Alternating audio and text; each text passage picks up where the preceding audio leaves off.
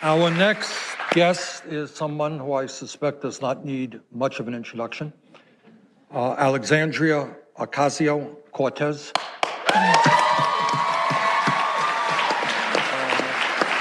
Is the Congresswoman-elect from New York's 14th Congressional District.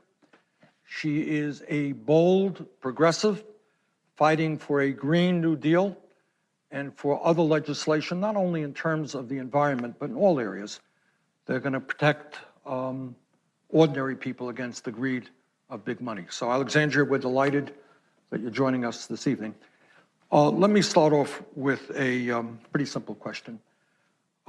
We have heard over and over again from the Trump administration and from fossil fuel economists that if we transform our energy system away from fossil fuel and we become more energy efficient and we move to wind and solar and other sustainable energy, what they are telling us is going to be a disaster for the economy. Is President Trump right? That's a hard one. I want you to think about it before you respond. Or is there, in fact, ideas out there that would enable us to create millions of good-paying jobs as we move away from fossil fuels?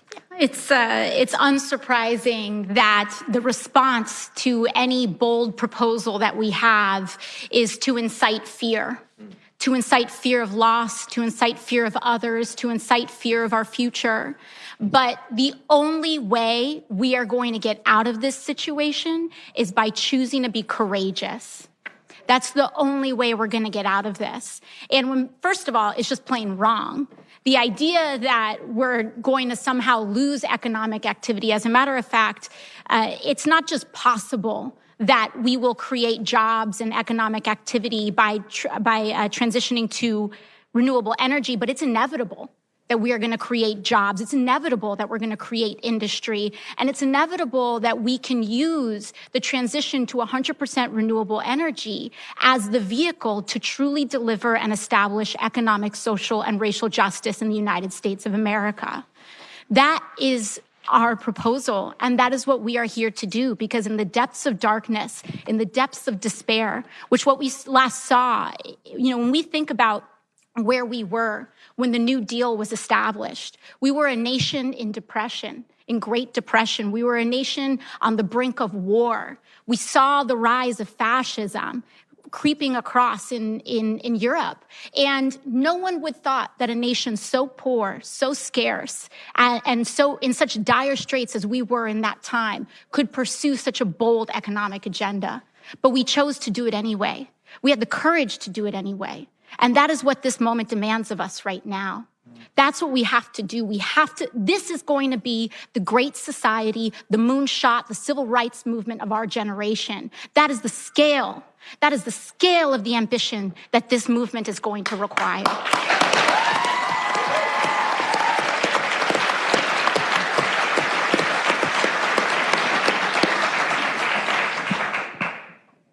How do we, I think what we all understand is that we're fighting for the future of the planet. But what Alexandria is talking about is that not only can we effectively combat climate change, but in the process, we can do good economics and create millions of good-paying jobs here and throughout the world. Alexandria, go into some detail. Yeah, absolutely. And it's important to also talk about the fact that this is not just an economic solution, is that this is the mechanism through which we can really deliver justice to communities that have been underserved. The water in Flint is still dirty. The water in Flint is still dirty. We've got children, Van and I were talking earlier, we've got children that are choking on the smoke in California. Those same children, and rather children mirrored of those children in Puerto Rico are choking on the fungal spores because we have not recuperated from the crisis, and the mold from the floods is taking up all of these people's homes. We have injustices in this country. Those injustices are concentrated in frontline communities, in indigenous, Black, and brown communities. They are the ones that experience the greatest depths of this injustice. But If we chose, and if we had the moral, political, and economic courage to say, we're gonna fix all the pipes in Flint, we would put a lot of people to work at that at the same time. And that is what this is about.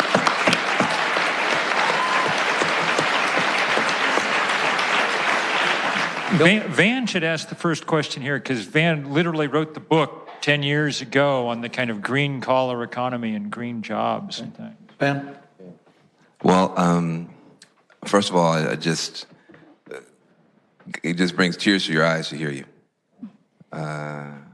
It's just unbelievable. And, you know, Bill and Bernie, myself, and a bunch of other people here, we tried to take this hill in 2008. A big part of Obama's agenda was essentially the Green New Deal. I had a job in the White House to try to implement it. Right wing came after me. I had to resign under fire. Then they came after Bill, and we couldn't get it done. But I think you're going to get it done. And we're going to get it done. We're going to get it done. So rather than talk about my book, The Green Collar Economy, I have a two-part question. One is about you, and the other is about your generation. Where'd you come from? Why did you run for office? You told me that you went to a protest, and as a result, something happened. Can you just talk about that? Yeah, I first started considering running from Congress. I know a lot of people want to run from Congress. I first started thinking about running for Congress actually at Standing Rock in North Dakota and South Dakota. And it was really from that crucible of activism where I saw people putting their lives on the line and Native peoples putting everything they had on the line, not just for themselves, not just so that this country can honor the treaties that we have made, but for the entire water supply for the Midwest United States, that they're putting everything on the line for others, for people that they have never met and never known, but they did know that children were out there drinking that water, going to drink that water. And when I saw that, I knew that I had to do something more. And, you know, it wasn't even planned to be this way, but I guess it's kind of a poetry of history of sorts, that's where I started. And then the very first week, Sunrise, young people at Sunrise came up and asked me to join them in protest and to take that protest to the halls of Congress. And it's what needs to be done in this moment. Well, you know, the fact that you start as a protester and then you run for office against all odds, you win, and then join the rest of young people, you're still protesting even while you're in power. I think that idea of being both a movement leader and a politician, which I think Bernie Sanders is probably the best example of, is something I think is important. The other thing I think about your politics that's interesting is your generation uses the term intersectionality, which I've had to look up, but it's, I think, we used to call it the Rainbow Coalition back in the 80s and 90s, but you guys have taken it to a different level. Can you just talk about, we had a slogan 10 years ago, green jobs, not jails. That we saw criminal justice and economic justice and environmental justice as one fight. That those kids standing on street corners, we don't have disposable resources, we don't have disposable species, we don't have disposable children or neighborhoods either. It's all precious. And that those kids could be putting up those solar panels, like Bernie was saying, and making a positive difference. Can you just speak to the intersectional power of your Green New Deal? Yeah, it's really the core of that is leave no person behind. We cannot have a solution, we cannot move forward into our future unless every single American is considered part of that. And whenever we see oversights, oftentimes when we get to the negotiating table in laws, in policy making, there's this idea that, we can leave the poorest of the poor behind, or we don't have to worry about this tiny sliver of the population because they're just a tiny sliver of the population. And what that eventually does is that it creates a crack, and that crack really, if you think of there being like a crack in the dam, it's usually where things always break down. And when we create policy the right way with integrity that honors everybody from the most vulnerable to the most powerful, when we acknowledge and see every person in this country, which is really what it's about, is that we have chosen not to see people in this country. We have chosen not to see people in this country until the majority of us have become unseen economically. Working people are not seen in the halls of Congress. Working people are not seen in policy making until we realize that the majority of Americans are working or working poor. And we are not seen. And it's time for us to be seen. Shailene and Bill comment. You use the word, which I absolutely agree with, is that millions of people out there are suffering, they're in pain, turn on the TV, they're not seen. Your observations on how media covers the pain that working people feel?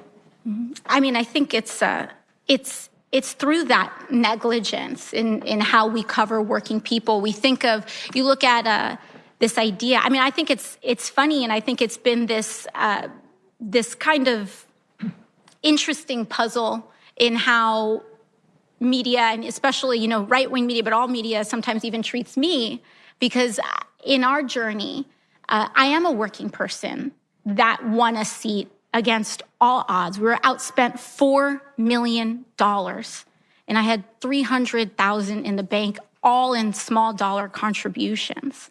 And we won anyway. And people didn't know what to say. People didn't know how to react. They say, oh, she was just a bartender. Never mind the fact that I had experience in policy making, that I was an educational organizer. It's the idea that the amount of money you make for a living actually equals your worth in society. Well, can we interrupt this program to make an announcement about your shoes? Yes. I think we need at least a half-hour discussion about your shoes. Just kidding. And the same day as this, but it's a funny note, but the exact same day as the Trump administration's climate report, which they tried to bury, which they tried to air a month early, the day after Thanksgiving, that same day, they spent in prime time talking about my shoes. And that is what I talk about when I say being unseen, is that they won't even bring it up. They don't bring up the percentage of Americans that make less than $40,000 or $50,000 a year. They don't bring up the fact that we have amassed some of the largest amounts of wealth in American history, but we have never seen so many people struggling and living paycheck to paycheck in the way that we are today. Okay, Bill, Shailene? Just to bring it back to jobs and opportunity, people who are currently working in coal mines, or people who are currently working in jobs that we talk about replacing or offering new opportunity. I have a family member who's a coal miner, and he isn't against the reality of climate change. He isn't against renewables, but it's more, how am I supposed to feed myself as this transition happens? How do you speak on that? Great because question. There's so Very much fear in that. question. Yes. It's real. And for folks who are interested in learning more about this whole movement, I suggest when we talk about transition, we talk about just transitions. Transitions to renewable energy that also provide justice to all communities that are impacted, whether they are people that need to leave their homes on the shores of Puerto Rico, whether they are coal miners that feel like they may be transitioned out of a job. We need to have a just transition. That includes fully funding the pensions that all of these coal miners are due, of which they are being stripped. That means that we need to truly provide for those that are younger in their careers, truly provide educational opportunities in order for them to transition to renewable energy jobs as well. And, right there, there's an amazing environmental activist out in West Virginia. Her name's Paula Jean Swearingen. She actually ran for Senate this year. And she says, if another country came in and bombed our mountains and poisoned our water, we would go to war. And we cannot allow that level of disrespect of our people and of our land to continue. And again, when it comes to the economics of it, we can put so many people to work. We need to refit so many pipes. We need to relay roads. We need to rebuild schools. We need to invent technology that's never even been invented yet. There is no shortage of work to do, but we need to decide to do it. We need to say, we're going to do it. Bill? Well, first of all, just thank you so much. You've done the thing that politicians at their very best do, which is seize a moment when it appears. And the sight of you joining the Sunrise Movement young people in the Speaker's office to say time for change was a galvanizing moment. It took this fall, when we've had these one disaster after another and one huge report after another, and made them politically real in a sense. And so such gratitude. As we go forward with this Green New Deal, as I understand it, so I want to sort of just ask you sort of a little bit about the mechanics of things going forward. As I understand it, the plan is to have a committee and then take till 2020 to sort of figure out with a lot of input where we're going.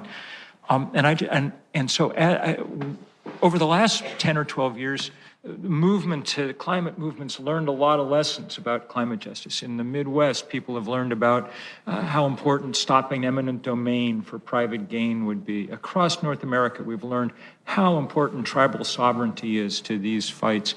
Over and over and over, we've learned that a key lesson is not just to say we're going to do green jobs. It's going to say we have to stop new fossil fuel infrastructure, because if we keep digging the hole deeper at the same time that we're digging out of it, we never get out of it.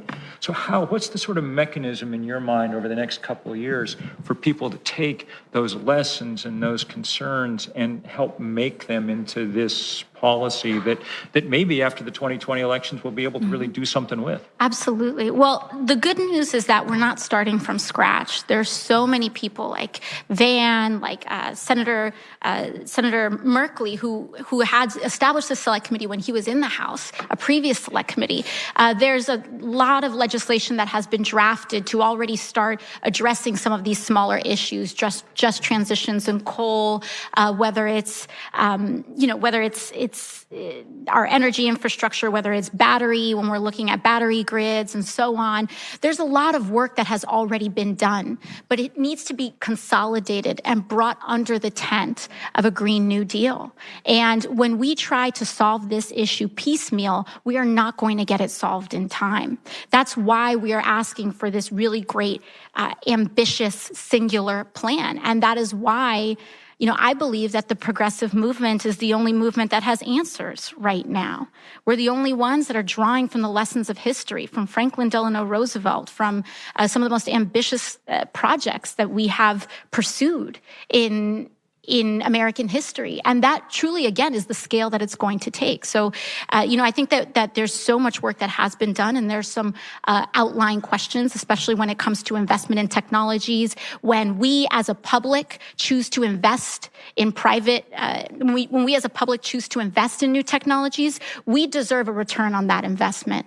And for far too long, we gave money to Tesla, we gave money to a ton of people, and we got no return on our investment that the public made in creating technologies. And it's about time that we get our due, because it's the public that funded and financed a lot of innovative technologies. And that's another, thing Let me to go. just jump in, and thanks so much for being with us. In the next few weeks and months, very important decisions are going to be made in the House and in the Senate.